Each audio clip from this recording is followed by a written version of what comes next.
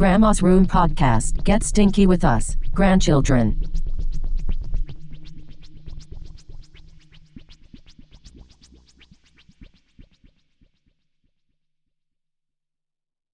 Welcome back. Episode 35 of Grandma's Room Podcast. Here with Ben. I'm Joffrey. Today we're going to be talking about England's vanishing battalion in Gallipoli, the Great Emu War of 1932. And I have a news story that I just saw, and it's kind of amazing. I'm going to keep that a secret till we get to it. All right. There's also, I don't remember what it was, but you said that I'll have to wait for tomorrow to hear about it. Oh, yeah. Yeah, we'll get into that. Okay. All right. You want me to go first? Sure. Or do you want to go first? You can go first. Okay. Okay.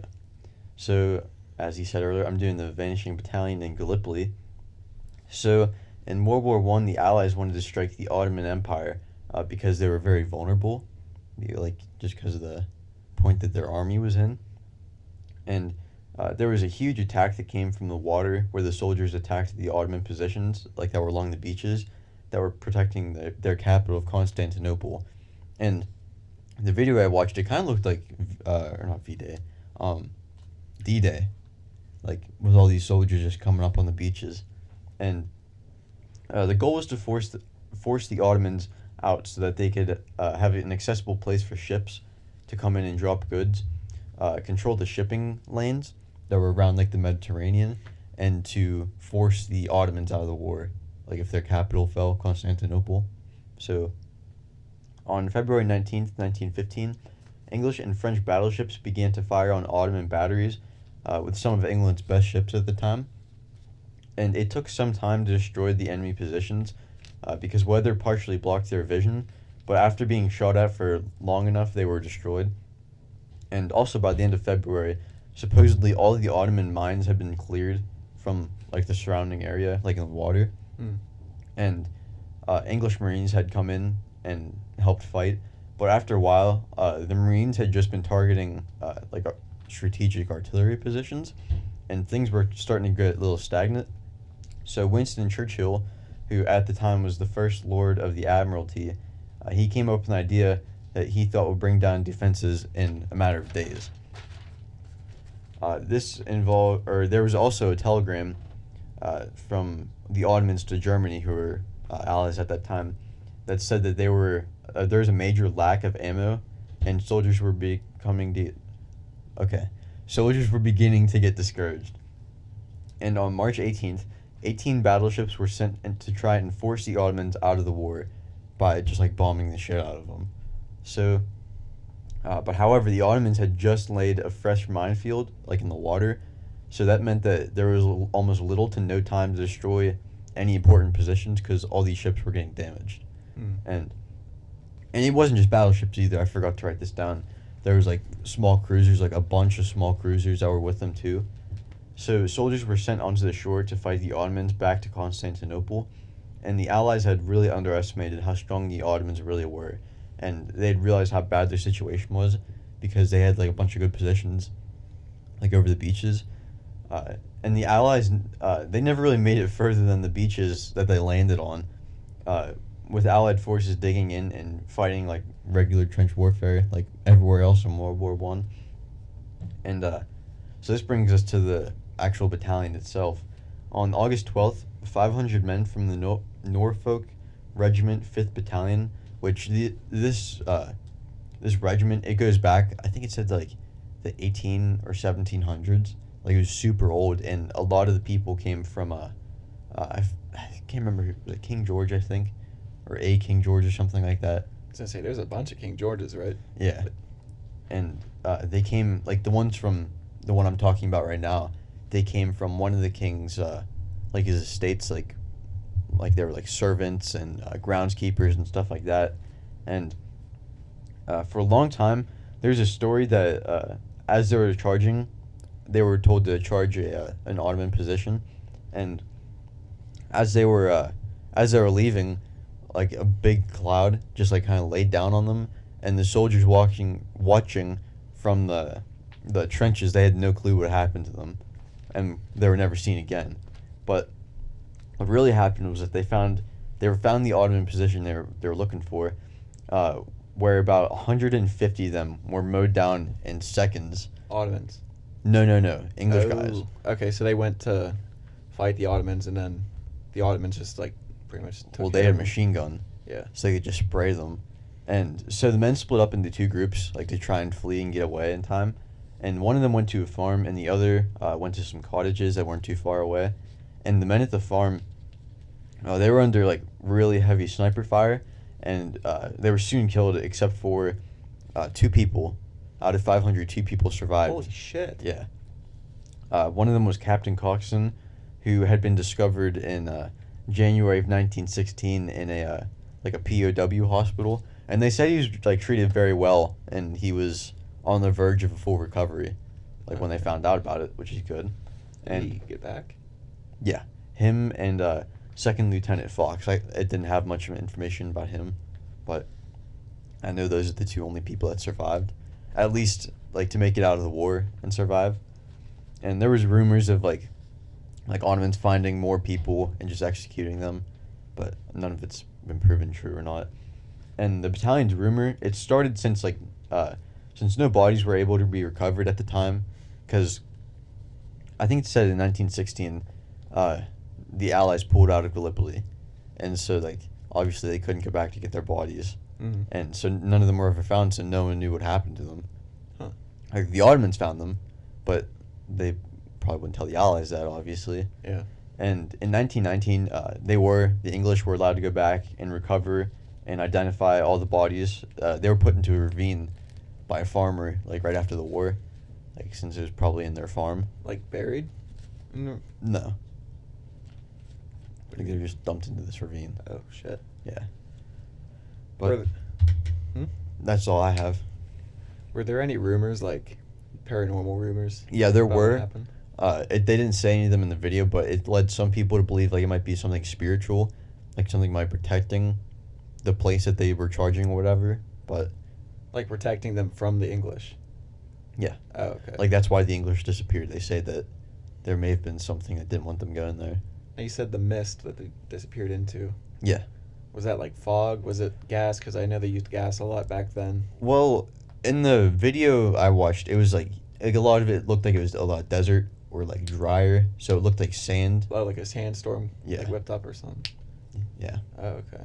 Because I was going to say, like, I know now, like, they use, like, smoke screens.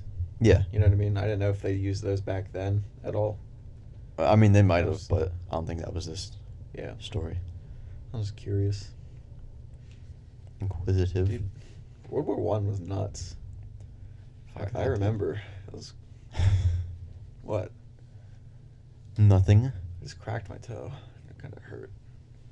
You like feet, son? Fuck yeah. Want to suck these toes? Only if you shave first. I didn't like that. So you want to hear about the Great Emu War of 1932? Hell yeah.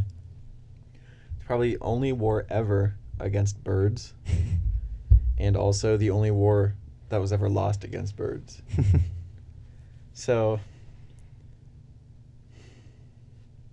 number 2, only to the ostrich. The emu is the second largest living bird on the planet, so it goes ostrich, emu. They live mainly on mainland Australia, which is where our story takes place today. They are considered a least concerned species, which means they are so abundant that there's no real danger of their populations being reduced to like endangered Yeah. numbers. They can reach up to 6'2", which is 1.9 meters. If anybody listening doesn't subscribe to American, the height, yeah. I just stroked out. Sorry. And they can sprint up to 31 miles an hour. Holy shit. Or 50 kilometers an hour. And they mainly eat insects and plants. So, after their mating season, so a bunch of emus get together, have orgies, and then the emus, they tend to migrate from inland to the coasts afterwards. I guess like honeymoon or vacation or something. Or like how birds fly south to the winter. Yeah, but it's just, I don't know when their mating season is exactly. It could be. I'm guessing it's more of just a break from all the bird sex. Oh. But a quick turn from the emu background, because it's pretty much all the background you need for the story.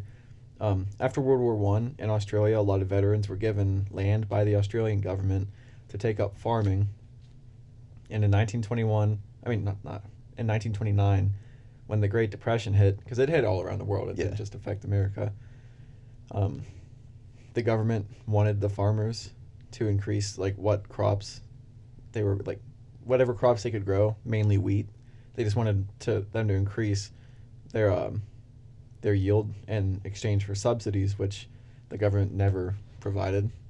So like they were pretty much, they're like, we need you to grow more wheat. You give us the wheat, we'll pay you for it. Yeah. Never really paid them for it.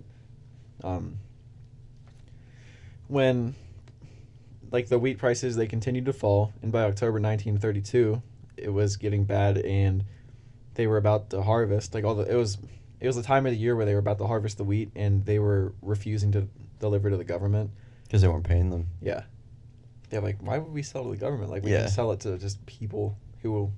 Who will actually pay you for it. Yeah, I mean, I don't know how well they could be paid in the Depression, but Yeah. it's better than the Getting government nothing. just saying we can't. But this is when the emus came, Ben. Roughly 20,000 emus came through during their migration through all the farms in Western Australia. They started to move into the farming lands, especially around the towns of Chandler and Walgolden. God, some of these names are like. See, okay. We've never been good with the names, have we? Every single time I research, I make sure I know, like, how to say the words. Like, I'll sound them out, and then when I get to recording, I just completely, like, my brain shits the bed. But they started eating and destroying all the crops, and they made holes in the fences, probably with, like, bolt cutters. I don't know exactly how they did it. But they let rabbits, like, the holes they made let rabbits into the farms, which caused more destruction. So, like, the emus just came in and devastated everything. Mm-hmm. So the farmers started voicing their concerns with the birds, and ex-soldiers met with Minister of Defense Sir George Pierce. And when the soldiers suggested machine guns, since like they knew their effectiveness from the war, Pierce agreed to use machine guns against the birds, but with the conditions that only members of the military could use them, not the farmers. The Australian government would also provide troop transport, but the farmers would have to provide the troops with food, places to stay, and money for ammo. Which I found that really strange. Yeah, it seems kind of fucked. Like, I get, like, it was... They were sending them in to help the farmers, but, like, also, like, if you're in a depression and you want these farmers to give you wheat, I feel like you should kind of... Treat them a little better. Send the troops and the ammo Yeah. on your dime, you know? Yeah. But, I guess... That's just how they do it down under. That's how they do it down under. I like that. But, when I heard that only the troops could use that, I kind of, like, in my head, I was like, there had to have been a couple of times where, like, because the farmers are giving them places to stay, they're like, can I use the machine gun? Yeah. I would definitely ask. And, like, I doubt every single soldier with a machine gun was like, no, you can't. That's just, I'd like to think that at least.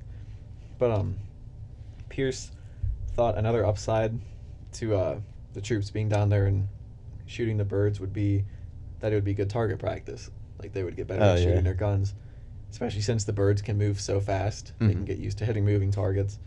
And the Australian government also saw this as a good time to try to change people's minds about secession, because at the time there were talks of the state of Western Australia seceding from Australia as a whole. Okay. Kind of like the South did. Yeah. And Wait, do you know why they were going to secede? I don't know. I don't know. I'm going to look that up. I should have looked into I'm that. kind of curious. But there were talks of Western Australia seceding, and the proposal had a majority of votes in favor of it. Really? So, like, it was like they were on the verge of, like, seceding. So on November 2nd, troops went to Campion. It's a town in Western Australia, to start the war. They saw roughly 50 emus, but they were out of range of the machine guns. So some locals and troops tried to herd them into range, but the birds all split up into small groups, and the way they ran made it really hard for anyone to actually hit them. And the second attempt killed, quote, a number of birds, and later that day, another dozen or so were killed. And you have to remember, there's like 20,000-ish birds. Yeah. So the 7th Heavy Battalion of the Royal Australian Artillery was at Campion on November 2nd. They had 2 Lewis machine guns and 10,000 rounds of ammunition. Did I say rands?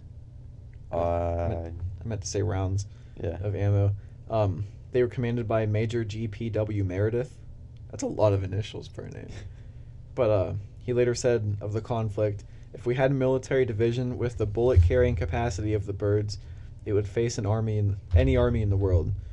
They can face machine guns with invulnerability of tanks because, like, they're so hard to hit. Okay. A few days later, they tried mounting a machine gun to a truck to see whether or not it would be more effective, but very quickly they found out that the birds could outrun the truck as well. Because, like, trucks back then in the 30s, they weren't fast. Yeah. You add a machine gun on top of that, it's not, Obviously going to slow you down. yeah. And also the ride was so rough on the roads that they were at, and I'd imagine they went off-road to try to kill the birds, that the gunner couldn't even aim to shoot any of the birds. Mm-hmm. So that was just, like, another part of the war that they just ate shit, essentially. By November 8th, they'd spent 2,500 rounds of ammo, and only roughly 50 birds were killed. And in Meredith's report, he stated that none of his men were killed. But the bird expert ornithologist Dominic Cerventi said the machine gunner's dreams of point-blank fire into serried masses of emus were soon dissipated. The Emu Command had effectively ordered guerrilla tactics, and its unwieldy army soon split up into innumerable small units that made the use of the military equipment uneconomic. The crestfallen field force therefore withdrew from the combat area after about a month.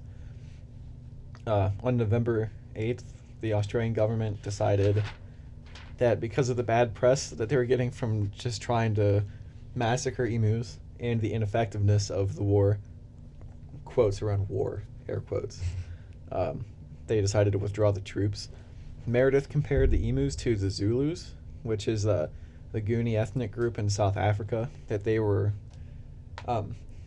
that, you know how, like, England back then was, like, they had colonies everywhere. Yeah, they said the sun never sets on England. Yeah, because they literally owned like all a over third the of world. right? Yeah. But the Zulus were ethnic group in South Africa that they were, they had, like, fights with. Obviously, they're not going to, like, take kindly to people coming in and trying to take their land. Yeah. Meredith said, quote, "They are like Zulus, whom even dum-dum bullets could not stop," which dum-dum bullets are, they pretty much, like, they hit you and they expand, kind of like hollow points, like they open up. And Zulus were fighting the British in the late 1800s, because England was pretty well known for being dicks and trying to take as much land as possible, like I just said. Can you move your phone away from the mic a little bit? Oh, shit, sorry. It just made a noise. After the troops were pulled out of the field, the emus kept destroying the crops. So the farmers asked for help again, and especially since it was extremely hot, they were experiencing a drought at the time, which meant that more emus were coming towards the farms because there was nothing else to eat. And at drought, plants can't grow, So James Mitchell, the Premier of Western Australia, was supportive of sending troops back in to kill the birds. By November 12th, the Minister of Defense approved the mobilization of troops back to the farm. On November 13th, 1932, the soldiers were sent back in, and in the first 2 days, around 40 emus were killed. So these are still, like, really small numbers compared to how many emus there were. On December 10th, Meredith had written a report saying 986 birds were killed with 9,860 rounds of ammo. Dude, that's like, what, 10 times? 10 rounds per bird killed. Yeah. Which kind of feels a lie. Because that's two perfect numbers, in my opinion. What do you mean? 986 birds and 9,860. Well, they're probably just rounding. Rounding. Or estimating. I because they were saying that many rounds were used. I was just making a God stupid damn joke. it, Joffrey. God damn it. God damn it. What am I going to do with me?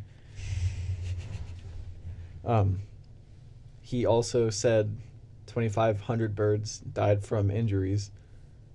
Which I don't know. Somebody eventually asked if the soldiers would receive medals for the conflict, and Member of Parliament A.E. Green said that if they were... Okay, first off, I've said this before when we've done topics from the 1800s. Everybody started with initials. You notice that? Yeah. But he said that if there were any medals, they should be given to the Emus, who had won every round so far. Defense Minister George Pierce also earned the unofficial title Minister for the Emu War. Throughout the 1930s after, past exclusion fencing was put up, which was just, I guess, high and strong enough to keep emus out. Which I kind of feel like that should have been the first move. Yeah. Instead of just taking machine guns into the countryside. But the farmers requested military assistance again in 1934, 1943, and 1948. God damn. So that's what, 5 times they requested? Yeah. But their requests were denied the last 3 times. Instead, a bounty system was used. That was started in 1923. Which, with how effective it was later, I feel like there shouldn't have been a problem. But it was way more effective than the machine guns. In 1934, over 6 months, 57,334 bounties were claimed on emus. Oh my god. As opposed to what, like the roughly 2,000 that were killed Yeah. by the troops? Between 1945 and 1960, 284,700 emus were killed. Oh my god. And they're still not endangered. That's 18,980 a year, roughly. What if... And I had this thought, I don't know why it popped into my head. What if instead of machine guns, they just put a ton of quicksand down? That is cruel. What do you mean cruel? That is very cruel. You're just going to let all these emus just drown? What Not if you- drown, but... Is there an Australian equivalent to Thanksgiving? I don't know. I mean, there's native people living there before the English came. Use quicksand, trap the birds, kill the birds, serve them. Give the whole country off. There's so many birds. Give the whole country emus instead of turkeys. That is kind of a smart idea, Or even for actually. Christmas. Feed the hungry with some emus. Yeah, Christmas makes a little more sense. Can you look up if emus are edible? Have to be. I'll look. There's no way that someone in like Well, I know some- 1860 would let an emu like be killed and not harvest anything from it. I'm just saying. I know some animals like crow. Aren't they just considered like not edible? I don't know, but the crows are significantly less, they're much more smaller. Like emus are big. Like they have bigger bodies, don't they? Yeah, but does that mean that? Oh fuck. Well, look at this. Okay, uniquelyemu.com says, although it resembles a bird, the emu is from the ratite family. Rat? Is that what you said? Ratite. I don't know what that means. And it is a cousin of the ostrich. The red meat of the emu, its red meat, has been consumed in Australia for thousands of years. The red emu meat is similar in taste and texture to lean beef, but lower in cholesterol, fat, and calories. So yeah, it's super edible. So emu has oyster fillet. What? So I guess in emu oyster fillet, there's 23 grams of protein in one serving. That's actually Are there any with 6 grams? 6 grams. What Yeah. do you mean? Like 6 grams of protein or 6 grams of anything, really? I mean, lamb has 16, but that's about all I'm seeing. Why? Well, I can't believe you even picked up on this Joffrey Slim Jim. 6 grams? Yeah, 6 grams. Is there 6 grams of protein in a Slim Jim? You don't get what it is, do you? No. 6'9", 6 grams. 6G. Yeah. Oh, 6'9". Mm-hmm. This episode is brought to you by Slim Jim. I wish. Yeah, just kidding. We haven't done any cool ads lately. Yeah. But yeah. In case you're wondering, I'll go through some of the emu Cuisine. stats real quick. In oyster fillet, there's 23 grams of protein, 120 calories, 40 milligrams of sodium, 4.5 milligrams of iron, 45 milligrams of cholesterol, 3 grams of fat, and 1 gram of saturated fat. That's in case you're wondering. I don't know what oyster fillet is, but I don't... Yeah, I have no clue what that is. I'm gonna look at what emu oyster fillet is. But okay, let's go over this. If you had an emu problem, like this many emus, 20,000, right? Is that what you said? Yeah, what would you do to fix the problem? If there's like a remote place that I know they're all gathering and no one else lives around there. First off, holy shit, I'm sorry to cut you off right here. Okay. This is shocking news. Ostrich fan fillets, 2 steaks, 6 to 8 ounces each, $60. We can buy ostrich steaks. I'm sorry. You're fine. Okay, keep going. What you were going with? So if there's a remote place I know they're gonna gather, like maybe 1,000 of them are gonna feed or drink from this one lake, just poison the lake. Well, what about all the other fish and animals that drink from the lake? Well, yeah, but in the desert, like there's probably not gonna be fish living in a lake. I'm imagining literally in the middle of nowhere, like a lake probably the size of this house. So like an oasis. Or is I an don't know. oasis always wet? I don't know what that is, but I'll take your word for it. I don't really know what an oasis is, to be honest. But anyway, or like poison the food, or like the farmers like have maybe a little section of the farm that there's some like cyanide put in there, and you don't harvest those crops, but you just let them feed on that. I feel like it's taking a big risk. Why? Contaminating your crops with cyanide? Well, you don't pick them. You just leave them there. What if you like have a little overlap between the two and you accidentally cut some off the sides? No. Cyanide on them. I got a system. You dig a trench. Just a small trench, maybe like that deep. And you put like maybe a little piece of wood separating it. So you'd see the barrier. Yes. I don't know what I call it the Cyanide Wall. Cyanide wall. Speaking of walls, I feel like another effective way, get a giant wall, maybe a cliff face, and you paint a tunnel onto it. And then you put a picture of a wheat at the end of the tunnel and they just all run into the wall.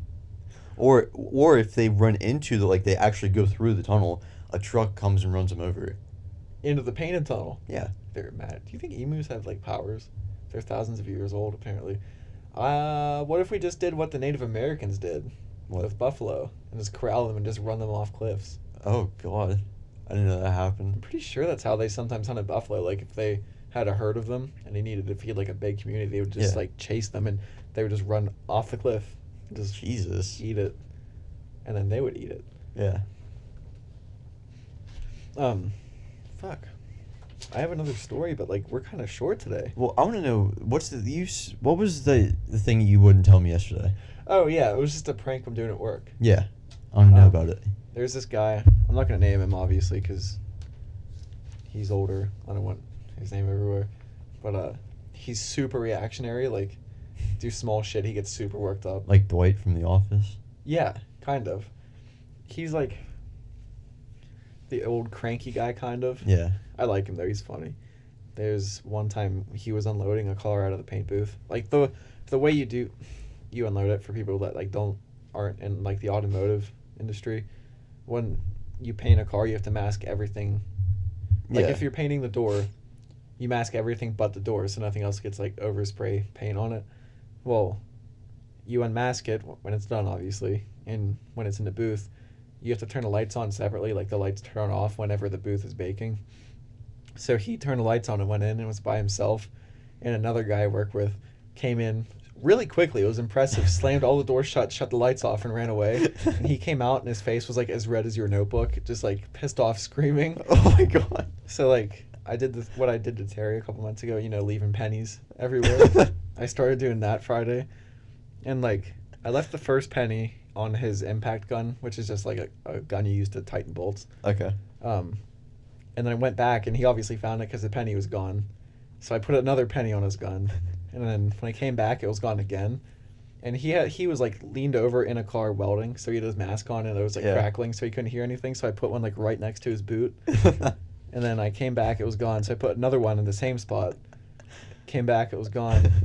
And then I told my boss, I was like, I'm out of pennies. I'm going to have to bring more in. So he gave me a couple pennies. And then right before I left, I put like 4 pennies out throughout his workstation. Mm-hmm. And then I got home a couple hours later because I leave early Fridays. Because I work late Thursdays, leave early Friday.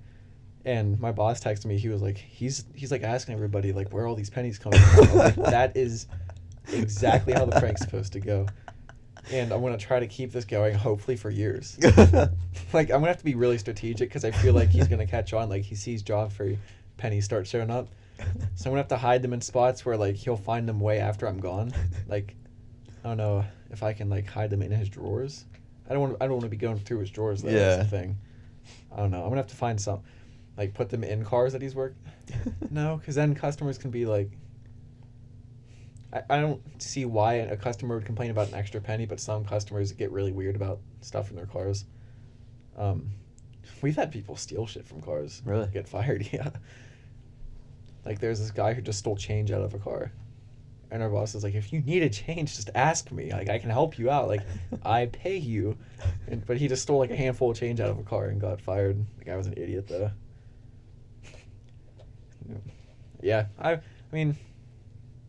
No one's gonna know his name from this. They called him Diamond Dave because he was an idiot. But yeah, it gets entertaining. I'm hoping it works because I never really fuck with anyone at work. Mm-hmm. So I'm hoping like nobody will suspect me of doing it. But yeah, I'm really looking forward to see how long I can get away with it. So what's been up with you, Ben? Not much. What's going on? A lot of wrestling. Wrestling. Yeah. Nice. Yeah. Dude, once wrestling's over, you need to come up to Johnstown. I don't know. It's fun. It's pretty much wrestling, just without pinning. Yeah. I think you'd like it. At least Maybe. try it. Maybe. I don't know. But you want to hear this news story I found the other day? Frick, yeah. I didn't tell you anything about it, right? No. Okay. So I found this. There's articles everywhere. I just chose the one from Newsweek. I don't know if Newsweek's like more of a tabloid or not, but it had I looked. It had the same stories other places. That hiccup sounded disgusting in the mic. Just I didn't hear it. Just saying what? I didn't hear it. It wasn't a hiccup. It was more of like a. Oh. But the article is called "Woman Hits Sleeping Boyfriend with Hammer for Leaving TV On." Police say. What? Yeah. So, 74-year-old Marilyn Ann Kepler of Bullhead City, Arizona, is facing charges of aggravated assault per domestic violence after hitting her boyfriend in the head with a hammer while he was sleeping. Dude, how did she have the strength to get a hammer over her head? She looks like a bitch, dude. I'll find you a picture of her. Okay. She looks. Oh, hang on. She was like, okay, what? TV. Oh, We yeah. have it. She was like, kind of smirking in her mugshot, which I found strange for a 74-year-old lady. I'm sorry, I just shattered some of the glass on the iPads on my fingers. Are you good? Yeah. That thing's fucking destroyed. I don't know how old that is. It's like 8 years old. Oh, what the fuck? It keeps saying it's charging and it's still dead. It's old, dude. You have to give it like an hour. Like, I'll keep going with the story. What? Yeah, can you I'll just pull can it you up. plug your phone into the TV? Yeah. But she hit him in the head with a hammer because he left the TV on. The police were called when a 74-year-old man. What? I'm sorry, what did you say the news story was again? Just look up lady hits boyfriend with hammer, Okay. and it'll show up. Her name's Marilyn Kepler. Okay. But the police were called when a 74-year-old man was being treated for head injuries at a nearby hospital. He told people at the hospital that he woke up to Kepler hitting him in the head with a hammer. When he was talking to the police, he said that he had gotten Kepler to drive him to the hospital after she attacked him. But there's a catch to her driving him to the hospital, too. Wait, what? He got her, after she hit him in the head, he got her to drive. Yeah, that's her. He got her to hit him in the. Fuck. Okay. She hit him in the head with a hammer. I'm guessing they argued a little bit. Yeah. Like, what the fuck are you doing? And then he got her to drive him to the hospital. But on the way to the hospital, can you take one guess at what happened? I'm gonna guess that she hit him again. No. They they got pulled over. I'll give you one more try. They crashed into a lake. No. She apparently driven right past the hospital, just kept driving. And then she pulled a gun on him. What? For the TV? She went nuts, dude. Look at her. She's nuts. She looks happy in the mugshot. She looks like a fucking lizard. Maybe she is. But she is one of the desert people. I mean that as in like Arizona desert. Wait, where's this lady from? Arizona. Oh, okay. Okay. I was She's thinking Florida. You know how like the stereotype out in Nevada, like there's like one Yeah. guy living in the desert, he's nuts. Yeah. I'm guessing that's kind of how these people are. Maybe that's just being an asshole. This lady's just living on a old nuclear testing facility. The Fucking radiation got went to to her head. She was able to get. He wrestled the gun away from her, and when people saw him, they took him to the hospital. Wait, I'm sorry to interrupt. What? Did she have a 6-shooter? She's living in Arizona. It didn't say what kind of gun she had. Okay. I'm gonna guess it was a Desert Eagle. Oh shit. She's not fucking around. I mean, that's not. I'm guessing that's not what actually happened. Yes, but I'm hoping. yeah. But yeah, police officers then arrested her. Like they went to her house and arrested her, and she told them that, quote, she was upset with her boyfriend because he had left the television on during the night and she could not sleep. What the fuck, dude? So she hit him in a hammer, then was like gonna try to kill him, I guess. I don't know if he didn't wrestle the gun away from her. I don't know if she would have just like threatened him or actually shot him. But seeing as she hit him in the head with a hammer, I'm guessing she probably would have shot him. Yeah. I think maybe the sun being stranded out in the desert too long and the radiation's going to her head. Now there's the Florida man stereotype, right? Yeah. I'm gonna look up right now. You remember that thing where you Google a Florida man and your birthday? I'm gonna look up Arizona man. Oh shit. Dude, mine actually, I can't remember exactly what it was, but I did mine a few years ago, like my birthday, and a guy got arrested and he was only wearing underwear that said breathalyzer here. Like on his Jesus dick Christ. or something like that. Here, I'll try and find it. I just saw that that dude that stormed the Capitol with the Viking hat. Yeah. He's from Arizona. Oh, really? Yeah, there you go, Arizona man. And let's see. Man admitted intentionally hitting woman with a van. Police in Peoria, Arizona, say a man accused of kidnapping his infant son. Look at this guy. Holy shit! He hit his mom with the. He kidnapped his own son, which I'm guessing that he didn't have custody. Yeah. And then he hit her mom with a van and killed her. That's not funny. I wasn't laughing at that. No, I'm saying like I was trying to look for a funny Arizona man story, Oh. and I was disappointed. Dude, look at this guy. I don't know if this is the guy that my thing was. Jesus. Yeah, I know the fucking. Is that thing at the tattoos bottom. or is that like Sharpie? I don't know. But here, half nude Florida man wearing underwear marked breathalyzer blow here arrested for DUI.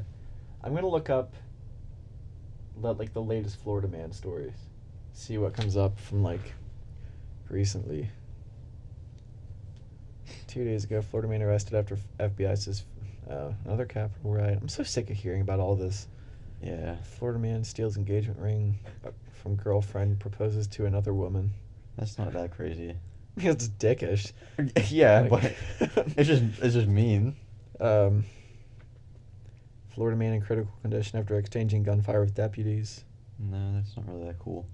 Florida man with state tattooed on forehead calls 911 for ride home. He has like the picture of Florida tattooed right between his eyes.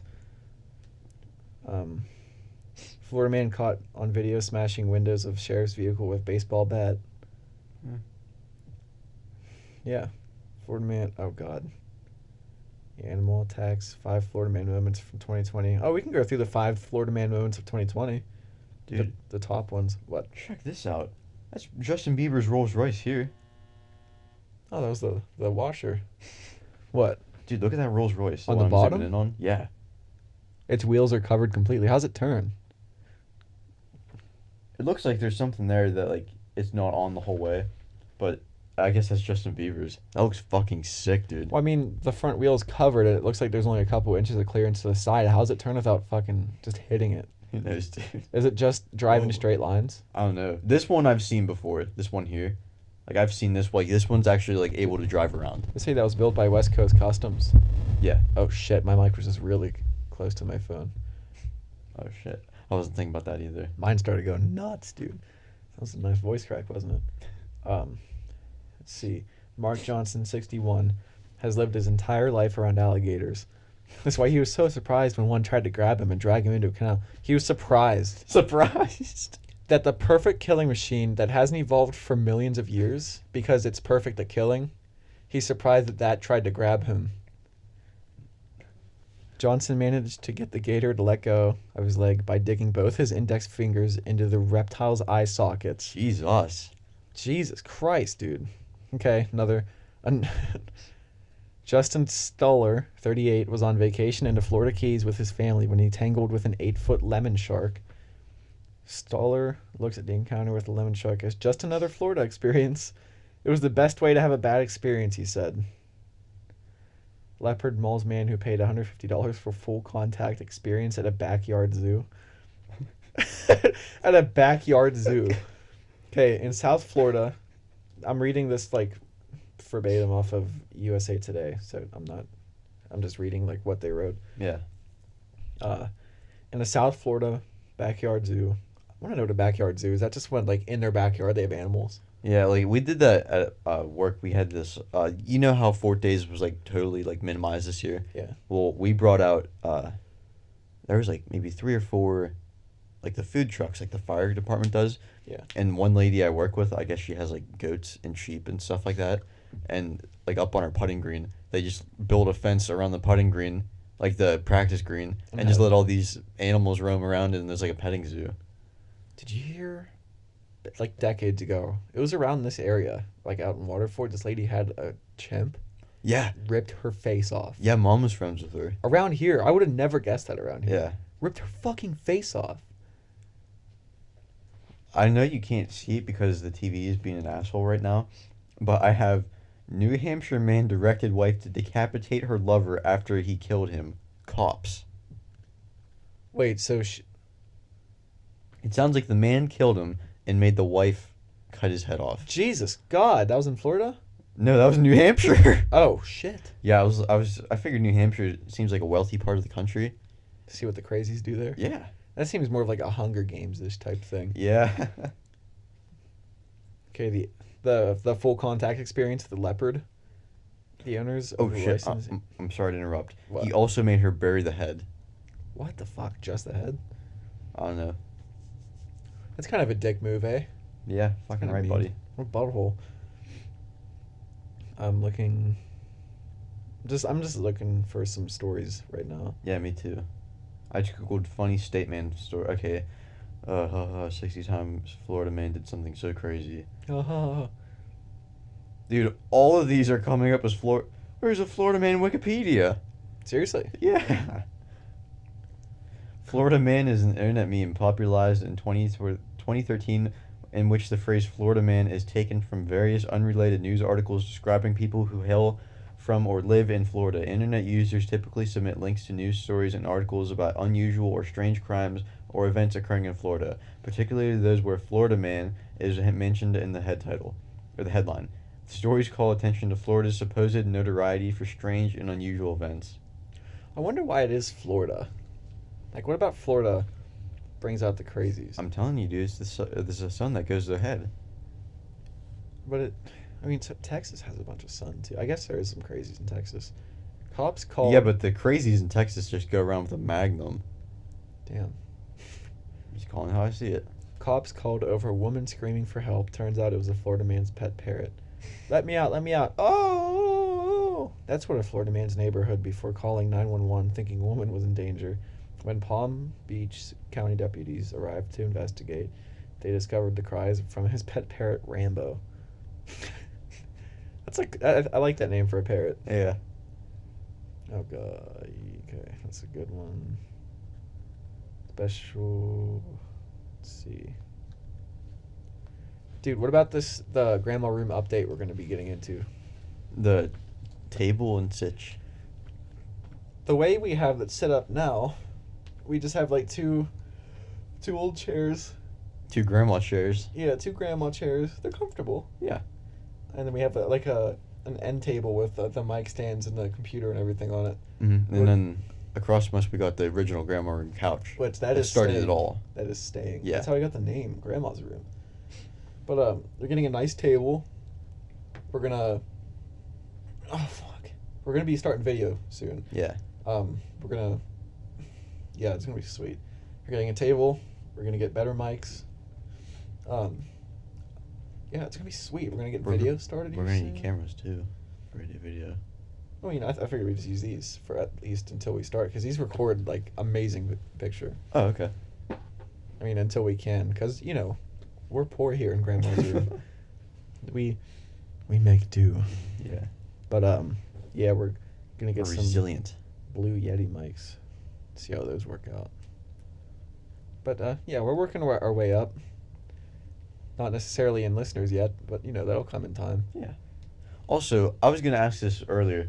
If we have any Aussie listeners, I really want to know why there was a Western secession. Because I looked on Google that whole time that you were talking, found absolutely nothing. Because there's like a bunch of secessions before that. So I couldn't tell you why. When you said Aussie, I thought you said Aussie, as in Ozzy Osbourne. No. I thought you were asking if we have any listeners that listen to Ozzy Osbourne. And I was like, what the fuck are you talking about? Nah, dude. And then you said secession, and then I understood. That's what my small brain does. What topic are you going to get into next week? I was gonna do it this week, but I totally forgot about it. I want to do the stories about like Rasputin, because he seems like a fucking madman. He was. Yeah. It said that I watched a video about him this week, and it said that like he was part of a cult that had massive orgies because they thought the way to get to heaven was to commit a bunch of sins. Really? Yeah. I can get into that. Sin to get to heaven? Yeah. Sounds pretty cool. I'm gonna send you a podcast right now. Okay. Who has okay. If you want to listen to it, it's an hour and 40 minutes, but there is a ton of information on him. On Rasputin? Yeah, I listened to it like maybe a year ago. All right. It's really good. It's time suck. You've heard. Yeah. We've talked about that, right? Fecal father. That's what you are on my phone still. From the video? Yeah. Your Hondo and mine from like what, 6th or 7th grade? Hondo. I thought I saw mine as something. Dick T.H. Rob. No, Maybe that's on Snapchat. You're Dick Throb on Snapchat. And then whenever Harambe was killed, Uncle Scott called him Hondo at the beach, and he started calling you Hondo. So it just stuck. Remember that Squigglies? Yeah, when Harambe first died, I thought his name was Hammurabi. Oh, seriously? Yeah, which that was like an old, like emperor or something, wasn't it? It sounds familiar. Hammurabi's code. Yeah. Wasn't it like the eye for the eye? Mm-hmm. Hammurabi. Let's see what that is. Yeah, Hammurabi. Not spelled even close, but sixth king of the first Babylonian dynasty of the Amorite tribe, reigning from 1792 BC to 1750 BC. Yeah. Due to his failing health. Oh, that was his dad. I'm gonna look up Hammurabi code. That was a thing, right? Yeah, that was a Hammurabi thing. code? Yeah. I forget where we learned about that. Was it Mrs. Payne's class? Yeah, that's where I learned it. 7th grade. Mm-hmm. Well, we learned that in 6th grade for us. But you might not have been there for 6th grade, were you? Wait. Yeah, wait. Mrs. Payne. Yeah, I had her in 6th grade. Never mind. Okay. I said 7th. I was in West Virginia for 7th. I was going to say, I knew right around then that's when you guys left. Yeah. We left for like a couple months in 6th grade. Yeah, I remember and then that. We came back, and then we went for 7th grade. And you were there till 8th grade too, weren't you? No, we came back, and we did all of 8th grade in Ligonier. Yeah. Strange times, dude. It seems like so long ago. I know. Well, It was probably about a decade ago. It was like 6 years ago, 7 years ago that we moved down. Because I've been graduated for... Since 2017. 2017, so I'm like graduated for like 3.5 years. Well, it was 5 years ago. 8 years ago we moved. Holy shit! I was just thinking I could barely remember any of it. No wonder. Like, yeah. Damn. Man. I remember in West Virginia, there's a couple of our friends and we sat in the way back corner, and like the cafeteria or. I should have specified.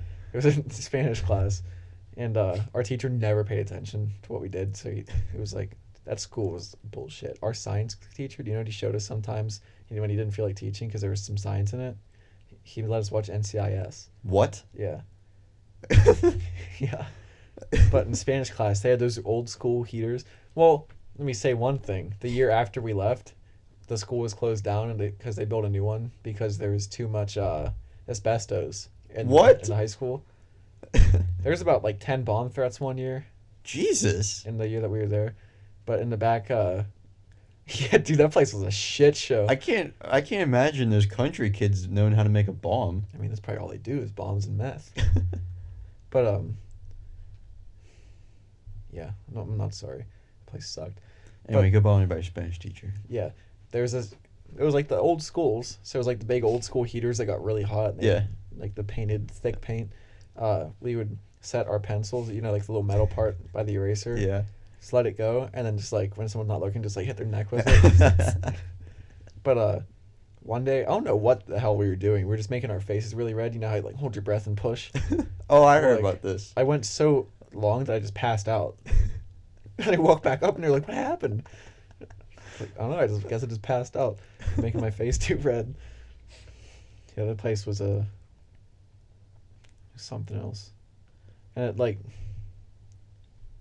I remember one night we went to our friend's birthday party, and he had these really steep stairs, like really steep and narrow stairs. Yeah. And fuck, dude. Now the more I talk about it, the more I'm remembering. We laid cardboard down on the stairs and rode a hamper down his stairs, and there was like no room at the bottom because it was like you get to the bottom, there's like 4 feet and then just a wall. And then later he lived like right next to the high school, and they were having like basketball games strangely late. It was like 10 o'clock. What? So, yeah, so we snuck into the school and stole some basketballs, and after it closed, we were having like a dodgeball game like right outside the school, and there was these really tall pine trees out next to it, and this kid was climbing a tree, and someone threw the ball at him, hit him in the nuts, and he fell down through the tree and just like hit the branches on the way down. And then another kid got hit in the nuts with the basketball so hard he threw up. Oh my god. Yeah. And I remember it's an old coal mining town. Yeah. So like obviously like when like I don't know why coal mining towns shut down. Is it just they mine all the coal out of it and there's none left? But so like half the places just run down and falling apart. Mhm. And like there is like our town has like a couple thousand people in it now. Yeah, there's like 18,000 people in the borough. 18? Dude, there's no way. I think there is. There's no way there's I'm pretty sure there is. 18,000? Yeah. I'm pretty sure. Or maybe it's 1,800. I thought there was like 3 or 4,000 in our town. But that place, Cameron, West Virginia, that place was like less than half the size of ours. There was like one store in town. What? Jesus. It's called Dragon Mart because we were the Cameron Dragons. Oh, fuck. I was very wrong. 1.41 thousand people. So like 1,400 people in Ligonier. Yeah. That place was way smaller than Ligonier. Maybe it's 18,000 people in Ligonier, like, around it. I know someone told me that, like a teacher told me that in school. There's the borough and then there's a township. Yeah, township. 18,000? There's 17,000 more people in the township. I don't know. I don't know. But there's an old like I don't know if it was a mental hospital. Oh, East Penitentiary or whatever? No, East in West Virginia. Yeah. I mean like in Cameron there's this old Oh, okay. They said it was a mental hospital. I don't know if it was just like an old like Wives' Tale folks home or something. But we went in and like it was really creepy because like all the gurneys and stuff were still there. Ugh. And there was a giant drug problem in that town, so there's just fucking needles everywhere all over the ground. Like it was hard to walk through without like stepping on needles. Mm-hmm. And there's these kids skateboarding and just went shooting through the hallway and like off a set of stairs in the back. Jesus. Like that place was like sketchy. I heard they got a skate park there. That's cool. And I remember Fucking Cameron, West Virginia has a skate park and we don't. I mean, I don't think the Melons want it because it'll make it look No bad. shit, the Melons don't want it. I kind of don't like how much control they have over the town. Absolutely. But I kind of do because I don't want big stores coming in, like Yeah. chain stores. Like the only chain thing we have is Dollar General, Giant Eagle, and Get-Go. Yeah. I mean, Sheetz is And out we'll of get- town, but like, And Get-Go and Giant Eagle, they're part of the same company. yeah. But that's like necessities. Like, Yeah. Giant, you need like a grocery store. But I remember the big talk of the town right when we were leaving is that we were finally getting cell phone service because there was like no service in town at all. Groceries were like an hour away from everything. Mhm. Sometimes we'd go to Ohio to get our groceries. You because, serious? Like, yeah. God damn. Yeah. It was literally, if you wanted to do anything, you had to drive for an hour. That sounds like ass. We lived, you remember how shitty the roads were? Yeah. You could like barely go anywhere, and like getting to Cameron from our house was like 25 minutes. That's not bad. To get to a small town that has one store. It was Okay, 25 minutes. okay. Now you say that. It was cool. Like the land that we had was cool. Yeah, I remember like I was probably like maybe I was first grade, and there was these big ass vines on that hill, Yeah. and we were swinging down them, and you guys had some mudslide Mom wouldn't let me go on. Well, a testament to West Virginia. It was just this like almost sheer cliff face, like back in the woods by our house. And you could slide down it, but you had to move your head at the right moment because there's a big rock you could probably just like decapitate yourself on if you hit it. It would easily kill you if you hit your head on it. Oh. That's why your mom didn't let you go down it. I'm glad we live back in Pennsylvania. Yeah, me too. But I know I told you this yesterday. I would not mind living in town. Yeah, I kind I of miss understand living. why. I miss living around people. Like I used to live in town for like maybe 2 years. Yeah. Maybe 3 most. But you live by the Y. Yeah. Yeah. And like you could go do whatever you wanted, like especially like fort days. For those of you who don't know, like that aren't from around here, it's this big town this big town like festival because we have some fort in our town, and it's like the only reason we're here. From the French and Indian War. Yeah, and every year they celebrate for like a whole weekend, or not even a weekend, but just like 3 days. Like Friday, Saturday, Sunday. Yeah, and like we always get off school like Thursday and Friday for it, and like everyone goes to it, and they have like street vendors and food and like crafts and stuff like They that. have live music. Yeah, they have a big parade the second day, Mm. and like it's They- just an excuse to go and dick around with your friends in town. Do they have a battle reenactment too at the Yeah. fort, right? Yeah, they have battle Like reenactment shooting at the cannons fort. off and everything. Mm-hmm. And like if you live right in town, it's super nice because like, you can walk and go do anything. Because like if you go for like an hour and it starts to rain or something, like it sucks ass because it's in October, like Yeah. mid-October, so It's- it's not gonna be warm out. It's always hit or miss. Sometimes it's like 70, sometimes it's like 30. Yep. And like it was super nice because one year we piled. There must have been like 20 of us, like of my friends and I, in our tiny apartment. We had this this L-shaped couch. It was like a leather couch, and it wasn't that big, but it wasn't small. And we had guys crammed on the first row, like on the actual seating, and then we had guys all around the top, like going around the back of the couch. What were you But- watching? I think we were watching Netflix, The Office on Netflix. Oh, nice. And then like even that, like if you had family, like you guys parked at our house because you could walk to whatever. Mhm. And if you go without someone living in town, parking is always a bitch. You get price gouged for one. Yeah. It's like some people If pay you like can even find it. $25 to park for the day. And like it's some people like in cities maybe like, oh yeah, that's kind of normal, but for like a small town, Yeah, it's like it's bullshit. usually after like 5 o'clock you don't pay to park in town. Yeah, but by But then on most of the fort stuff is going to days- close down Yeah. unless Well, you go to like a bar or something. Yeah. Yeah. It's a small town, but I still like it's pretty cool. It's way better than Cameron.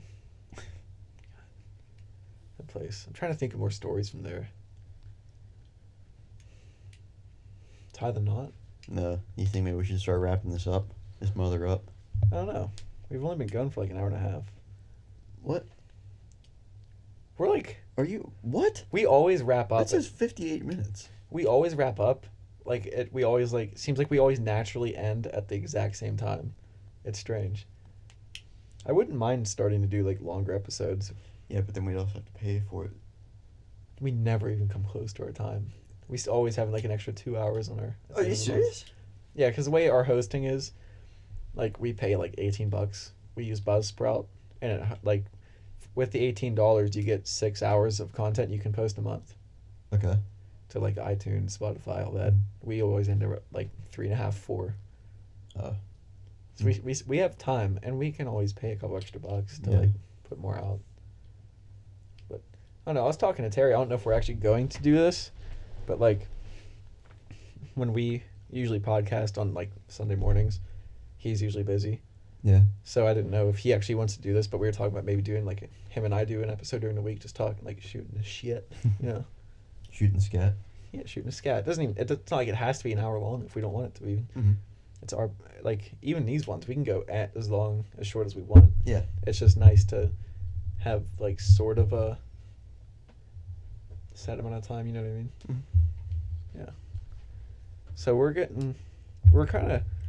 I heard from Drinking Bros. We've talked about that podcast. They were talking about like, that's really loud. Oh, sorry. You're fine. It's just like it sounds like thunder. Oh. But he was talking about, the guy that hosted it was saying that like, you start getting into the swing of things. Obviously, the more you podcast, but like, he said it seems like around episode 100 is when you really start like getting your own groove and like doing your own thing. That makes like, sense though. perfect. You have time to experiment and do. Well, yeah, and you have to gain experience. It's like any other job. Like, you know, Mine 100 wasn't hours. built in a day. 100 hours for a real job is like a couple weeks, but Obviously, it's a lot longer for us. yeah. But there's also a lot on the back end of it that nobody else sees, like editing, posting, getting everything set up. Yeah, with video, it's going to take a little bit more time. I don't imagine that it would take way more time. I'm going to try to find an app where that, like, if we each have a camera on us, I'm going to try to get it so that we can just have both split down the middle. Like, And like even if there is an app that can do that, we can still just cut out. I guess that'd take a while. Never mind. I was gonna say like to go to the active speaker, but that would be kind of difficult. it would probably be easier to find a program and have it doing it live. Yeah. It's like switching it as, like, I know people do that, like Rogan, obviously you see them switching all the time. I'm pretty sure they do that live. Oh really? Yeah. But like, I don't know. That's probably out of our wheelhouse. Yeah. If you're, like, starting out. We're on episode 35 right now. But like, dude, I'm excited. I'm truly excited to see where this goes because I love doing it. Yeah. Sometimes the research gets tedious. Yeah. Like once I get it, like if I do a lot of research, like if I get over an hour, I get kind of sloppy. I don't know if you've noticed. I don't know. What? I haven't noticed. My problem is I always need like background noise. I can't just sit in silence. So I'll have TV on and I get distracted so easily. Yeah. Like I have to sit in my room at my desk with music playing because then I can crank out like 2 hours of research in a night. But then like I've done it with like Impractical Jokers on and I love that show. And then like I'll find myself sitting with a pen in my hand for like 40 minutes watching it and be like, oh fuck, like I came home tonight with the intention of like researching and now it's like time for me to go to sleep. And like especially like at least for me, like now that wrestling's winding down, I'll have like a lot more time to do research. You're busy all the time with that. Dude, 2 hours pretty much every day for practice. Damn. And then come home, shower, eat. It takes about like 45 minutes after that. And if I have homework and shit, like You have it to takes take a while. pooping into account. Yes, pooping. Which I have to do really bad right now. I'm like sweating right now. You got the poop sweats? I got the old poop hard blues. That's your thing.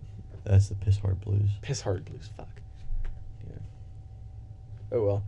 Yeah, we're gonna, long story short, we like doing this, we wanna keep doing this, we wanna make it better, getting a new setup, hopefully gonna be higher quality. You know, just all around we're gonna try to do more. Yeah. I know we probably say that every time. Yeah. I just think like, we do. I just like talking about it because I'm excited about it. Mm-hmm. You know. So yeah. I guess thanks for listening. Yes. Episode 35. Thank Follow you. us. You want to go through the stuff that we have? Okay. Instagram, Spotify, iTunes, YouTube, Google. Do we have it on Google? We have it on Google Podcasts, Google Stitcher. Podcasts, Stitcher, We're on Rumble. Rumble. It's like a YouTube alternative. Just trying to get us on like everything we can. Yeah. Which Rumble kind of sucks, to be honest. Why? Because like some of our videos won't post. Really? Yeah, like 3 of our videos posted on it. That's weird. It'll say like video not available. I'm like, like it took 4 hours to upload. What do you mean it's not available? Yeah. And, like it just won't show up. So I guess if you really want to use Rumble, what shows up on that shows up. But like I've tried getting the ones that post and they just won't. So like YouTube's I guess the place to go if you want video, which isn't really video yet. It's just a background picture with our voices. And like I don't know about you, but like I don't like listening to the H3 podcast on YouTube because like if I'm doing something like if I'm doing homework and I'm using my phone, I'd rather listen to music because I can listen to music and do whatever I want at the same time.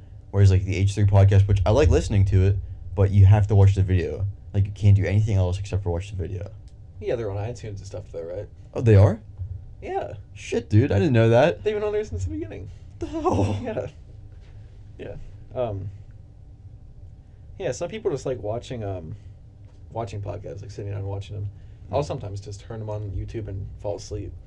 But like, yeah, I'm excited to get a video started. Yeah. So yeah, we have our music playlists on Spotify. I know Oh, we say yeah. it every time. Saloon, Opium Den, Jukebox, Guitar Case. Trap House. Yes. There's one more. Pink Christmas Sock. Tree. Or Pink Stocking. That's not what it's called. Oh, Christmas. We were thinking about pink stocking, but when it says grandma's pink stocking, that might be too like aggressive. I'm pretty sure on our Instagram, Grandma's Room Podcast, that's our handle. Pretty sure we have a story, like a permanent story. Yeah, if you go into our thing, you see, you know, you can have like permanent stories Yeah. on your thing. We have our Spotify, and I don't want to play the audio now because I don't know. I doubt we're allowed music on our podcast Yeah. without licensing, but it'll show all of our playlists, and all you have to do is look at like what the picture for each one is, and then that picture will show up on Spotify. Like we have our Yeah. own like playlist pictures on Spotify, and it's by Grandma's Room if you're looking for it. So like, yeah, it's just music that we like. We constantly add to them. Mm-hmm. I just add like a fuck ton to Guitar Case. We have 7.5 hours on that one. God damn. Saloon, I think, is our shortest one. It's like 40 minutes. Yeah. But yeah, give her a listen if you want some music. Download. Maybe leave us a review on iTunes and stuff. Yeah. That's what helps us Grow. grow, get suggested by people. So yeah, I think that's about it. Thanks for shooting the shit with us. Yeah. Get ready to take a big old poop. Stay golden, grandchildren.